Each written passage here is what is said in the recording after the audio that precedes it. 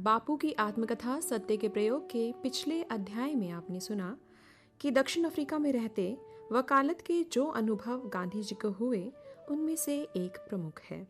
इस केस में गांधी जी के मुवक्किल को जीत तो हासिल हो गई थी, परंतु बही खातों में रही एक त्रुटि को सुधारने हेतु गांधी जी ने दोबारा से केस दर्ज कराया। हालांकि जीत निश्चित नहीं थी, तो भी मुवक्किल और गांधी जी दोनों ही सत्य की विजय हेतु ये जोखिम उठाने को तैयार हुए। ईमानदारी और खुद पर भरोसा होने की ये एक अद्भुत मिसाल है। तो आइए इसी कड़ी में सुनते हैं महात्मा गांधी की आत्मकथा सत्य के प्रयोग से अध्याय चालाकी।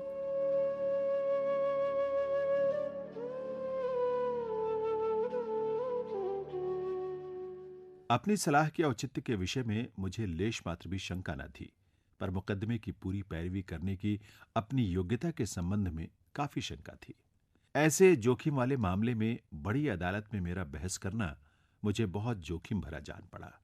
इसलिए मन में कांपते कांपते मैं न्यायाधीश के सामने उपस्थित हुआ।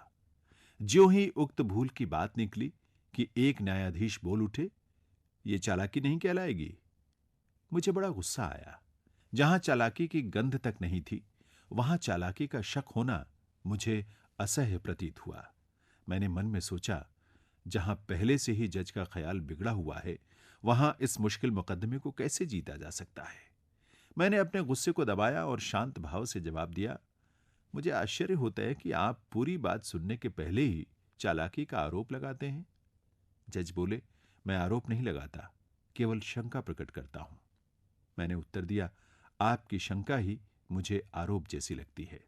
मैं आपको वस्तु स्थिति समझा दूं और फिर शंका के लिए अवकाश हो तो आप अवश्य शंका करें। जज ने शांत होकर कहा, मुझे खेद है कि मैंने आपको बीच में ही रोका। आप अपनी बात समझा कर कहिए। मेरे पास सफाई के लिए पूरा पूरा मसाला था। शुरू में ही शंका पैदा हुई और जज का ध्यान मैं अपनी दलील की तरफ खींच सका। इससे मुझ में हिम्मत आ गई और मैंने विस्तार से सारी जानकारी दी। न्यायाधीश ने मेरी बातों को धैर्यपूर्वक सुना और वे समझ गए कि भूल असावधानी के कारण ही हुई है। इसलिए बहुत परिश्रम से तैयार किया हिसाब रद्द करना उन्हें उचित नहीं मालूम हुआ। प्रतिपक्षी के वकील को तो यह विश्वास ही था कि भूल स्वीकार कर लेने के बाद उनके लिए अधिक बहस करने की आवश्यकता न रहेगी। पर न्यायाधीश ऐसी स्पष्ट और सुधार सकने वाली भूल को लेकर पंच फैसला रद्द करने के लिए बिल्कुल तैयार न थे। प्रतिपक्षी के वकील ने बहुत माथापच्ची की, पर जिन न्यायाधीश के मन में शंका पैदा हुई थी, वे ही मेरे हिमायती बन गए। वे बोले, मिस्टर गांधी ने गलती कबूल न की होती तो आप क्या करते? जिस हिसाब विशेषज्ञ को हमने नियुक्त किया था, उससे अधिक होशियार अथवा ईमानदार विशेषज्ञ हम कहां से लाएं? हमें मानना चाहिए कि आप अपने मुकदमे को भली भांति समझते हैं।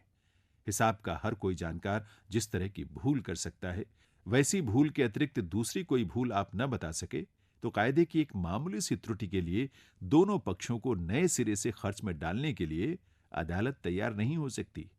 और यदि आप ये कहें कि इसी अदालत को ये केस नए सिरे से सुनना चाहिए, तो ये संभव न होगा।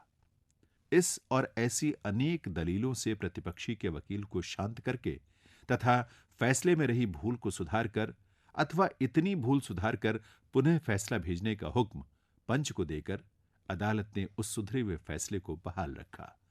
मेरे हर्ष की कोई सीमा न रही। मुवक्किल और बड़े वकील प्रसन्न हुए और मेरी ये धारणा दृढ़ हो गई कि वकालत के धंधे में भी सत्य की रक्षा करते हुए काम हो सकते हैं। पर आपको ये बात याद रखनी चाहिए कि धंधे के लिए की हुई प्रत्येक वकालत के मूल में जो दोष विद्यमान है, उसे ये सत्य की रक्षा ढांक नहीं सकती।